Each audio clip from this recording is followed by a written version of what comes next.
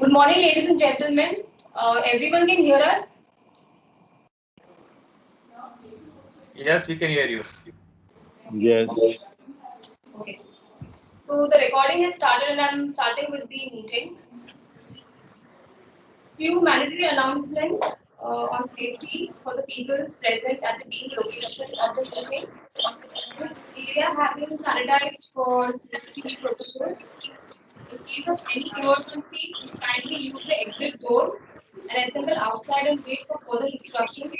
And please do not re-enter the premises. Can you put on mic?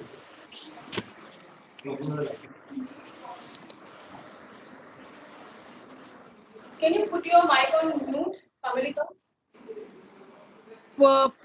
My mic is on. Yeah, can you please put it off?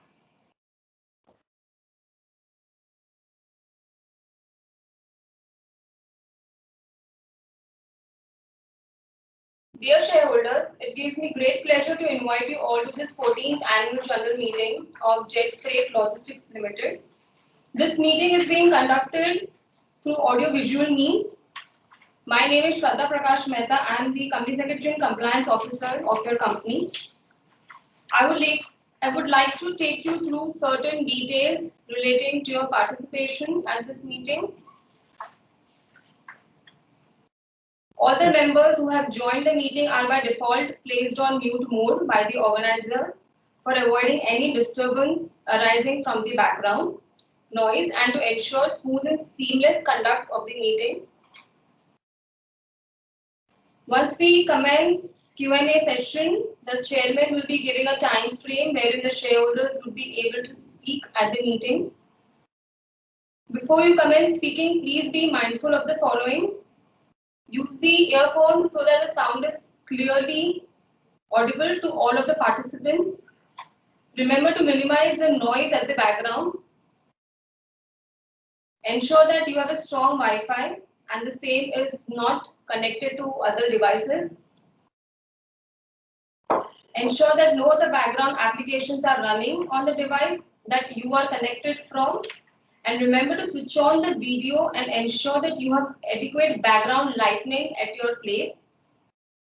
The shareholder is requested to unmute himself or herself and click on the video on button before starting its remarks. If you are unable to join through video, request you to speak through audio means. If a speaker shareholder has a connectivity problem, we will call our next speaker to join. Once the connectivity improves, the speaker shareholder may again be called to speak. We request our speaker shareholders to kindly limit their speech to 3 minutes each. During the course of the AGM, shareholders facing technical glitches or issues may kindly contact on 915-203-6774. I repeat, 915-203-6774. Thank you very much. I now hand over the proceedings of the meeting to the chairman.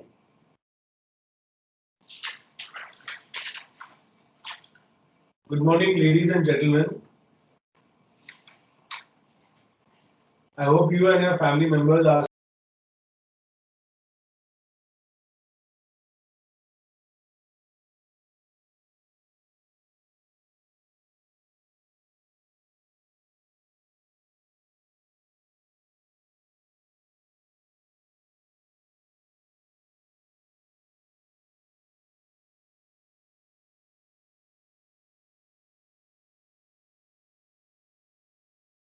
okay. Yeah. Good morning, ladies and gentlemen. I hope you and your family members are safe and in good health. My name is Richard Francis Teknath, the chairman of the board of directors of the company. I extend to you all a warm welcome to the 14th annual general meeting of your company. As the requisite quorum is present, I call the meeting to order. I now call on the directors who are on video conference to introduce themselves. Ms. Kamalika Guha Roy, by way of introduction, she is an MCA, Master of Computer Applications, who specializes in building technology-driven startups from scratch. In her 17 plus years long career, she has mentored several startups, built products and teams from ground zero, including her own. She started a career with a service-based technology company and gradually moved towards tech-enabled product companies. The combination of both helped her grow an enormous techno-functional knowledge base in diverse business domains like retail, e-commerce, logistics, supply chain, finance, media services, distribution, food tech, ed tech, gaming, and many more.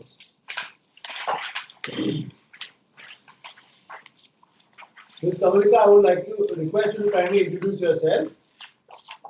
Yeah. Good morning, everyone. Good morning, Richard. So, my name is Kamalika Goharoy. I'm the independent director of the company. I'm attending this 14th annual general meeting through video conferencing from Kolkata. I'm the chairperson of Audit Committee and Nomination and Remuneration Committee. Thank you. The next is Dr. Yasho Vardhan Verma. By way of introduction, he's an engineering graduate, Masters in Personnel Management and Industrial Relations, and PhD in Organizational Behavior from IIT Kharagpur. He started his career with Tata Steel in Jamshedpur and worked there for around 12 years. He has served as the CEO of MIRC Electronics Limited and also served in various capacities in LG Electronics India, such as Director Home Appliances, Chief Operating Officer of Indian Operations and Vice President Human Resources. The chairman further informed that presently he is member of Executive Board of Ford School of Management, Delhi, and was the director of Dena Bank. Mr. Dr. Verma, can you please introduce yourself?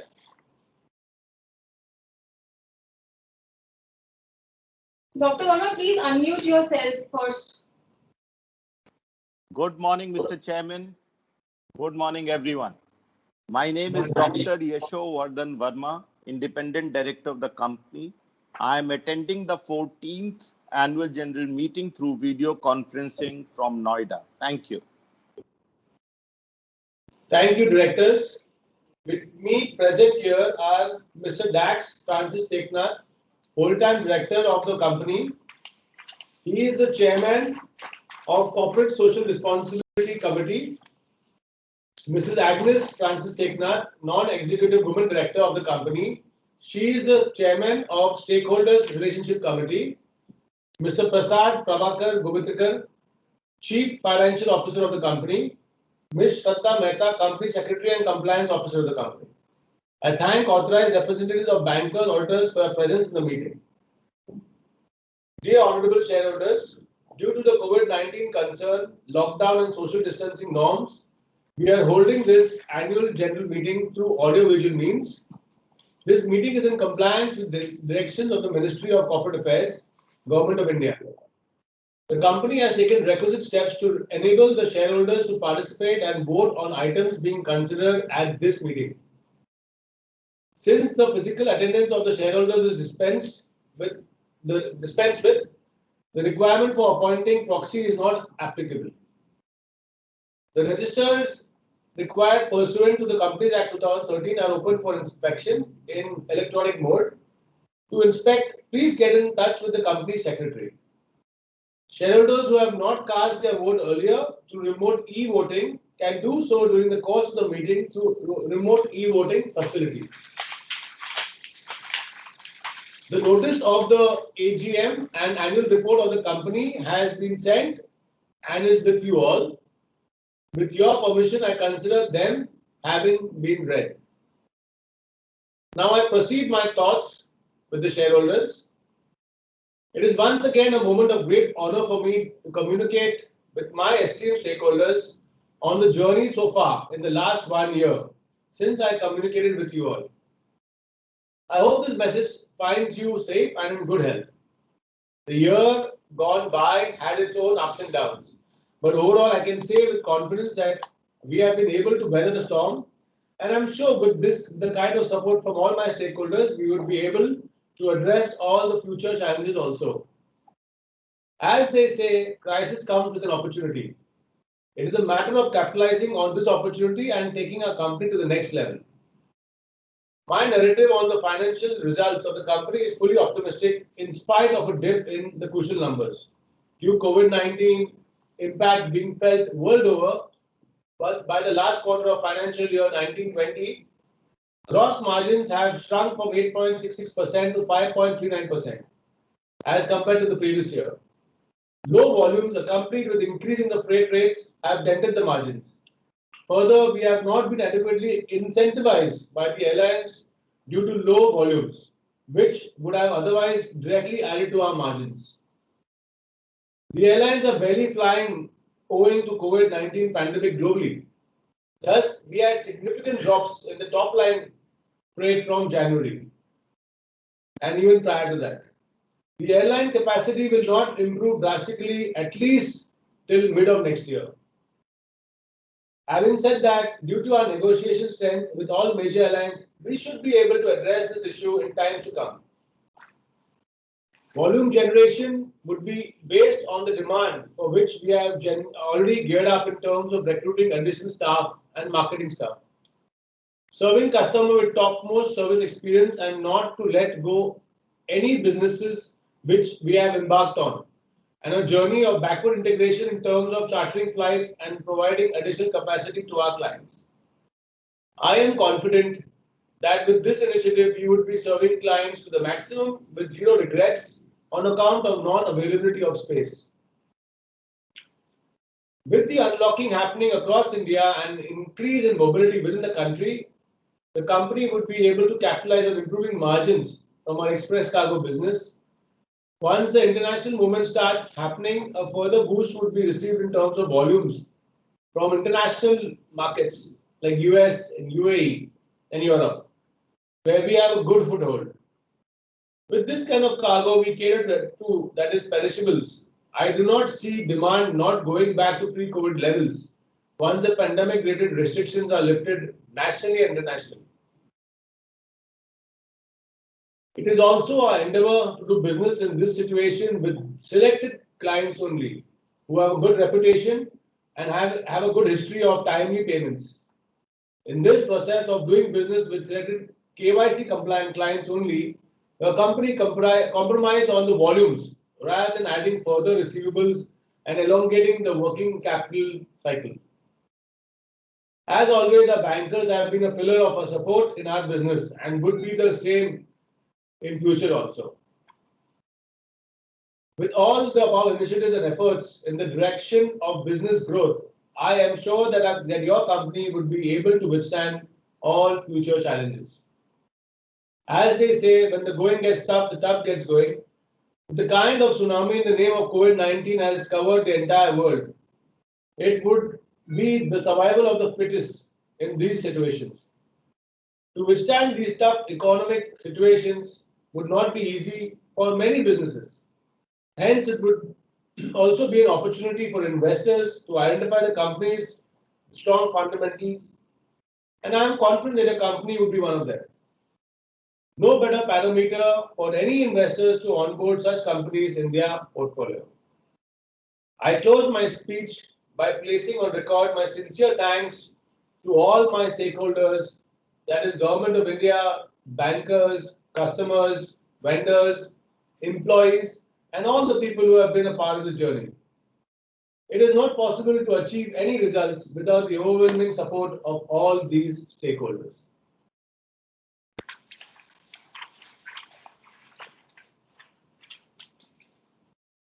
Once again, I wish and pray to God Almighty that we get rid of this pandemic and once again our country and this world becomes a better place to live with and no more people dying.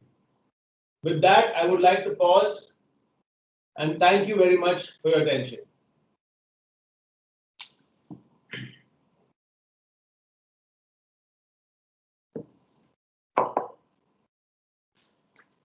I now will proceed with the summary of the auditor's report. The statutory auditors, Messrs. S.C. Mehra and Associates LLP, and secretarial auditors Parekh and Associates have expressed unqualified opinion in the respective audit reports for the financial year 1920. There were no qualifications, observations, or adverse comments on financial statements and matters which have any material bearing on the functioning of the company.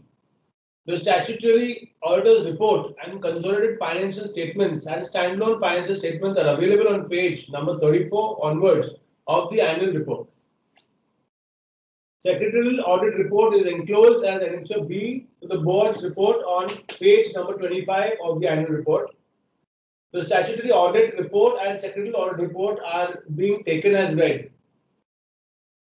Now I am reading out the resolutions as follows. Item number 1 of the notice is the adoption of the audited financial statements of the company and on a standalone basis. For the financial year ended 31st March 2020, including audited balance sheets as at 31st March 20, and the statement of P&L on cash flow statement for the year ended on that date along with the reports of the directors and auditors thereon. Item number 2 is to consider and adopt the audited consolidated financial statements of the company for the financial year ended March 31, 2020, together with the report of the auditors thereon. Since I am interested in the next item of business, I request Mr. Dax Teknath to occupy the chair. I second the same. Item number 3 is to appoint a director in place of Mr. Richard Teknath, who retires by rotation and being eligible, offers himself for reappointment. I request Mr. Richard F. Teknath to resume the chair. Item number 4 is appointment of Ms. Kamalika Goa Roy as an independent director. Item number 5 is appointment of Dr. Yashodhan Vardhan Verma as an independent director. The text of the resolutions along with the explanatory statements is provided in the notice circulated to the members. Now, I would like to call upon honorable shareholders to make their remarks. Any members may now raise queries, if any, on the annual report and the financial statements of 2019-20.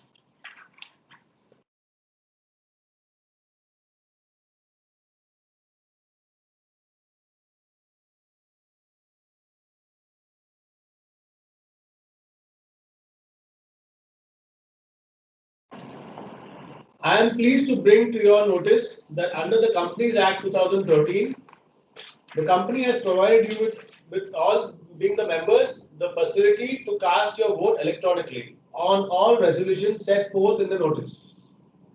The remote e-voting shall also be open during this meeting to enable the shareholders to cast their votes. The remote e-voting shall be closed after 15 minutes from the conclusion of this meeting. The voting results along with the scrutinizer's report will be placed on the website of the company and that of CBSL and will also be intimated to the stock exchanges not later than 48 hours of conclusion of the AGM. Messrs. Parekh and Associates has been appointed as a scrutinizer to scrutinize the remote e-voting process before and during the AGM in a fair and transparent manner. The resolutions as set forth in the notice shall be deemed to be passed today, subject to receipt of the requisite number of votes. I would also like to thank the independent directors for attending this meeting remotely. And now, on behalf of the Board of Directors, I thank all the shareholders for attending and participating in the meeting. Thank you very much.